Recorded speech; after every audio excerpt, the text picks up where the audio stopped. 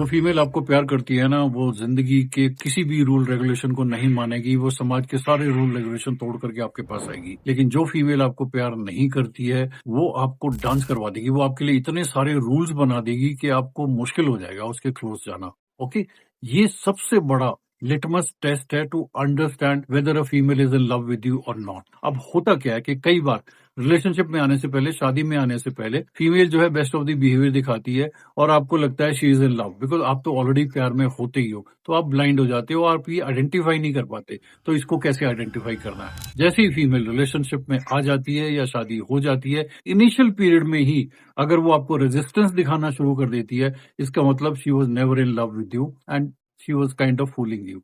Okay, but अगर relationship में आने के बाद, शादी में आने के बाद, काफी टाइम के बाद में उसकी रेजिस्टेंस नजर आती है, इसका मतलब यू हैव फॉल्टर्ड समवेयर, आपने कहीं गड़बड़ कर दी है, अपनी बाउंड्रीज को आपने मेंटेन नहीं रखा है, इसलिए जो है वो थोड़ा सा टेढ़ी हो गई है। ओके, सो अंडरस्टैंड, एक फीमेल के इनिशियल बिहेवियर पे नहीं जाना है। रिलेशनशिप में और शादी में आने के बाद वो किस तरीके से बिहेव करती है, वो चीज ज्यादा इंपॉर्टेंट है, and that will give you clear signal whether she is in love with you or she is not in love with you. Okay?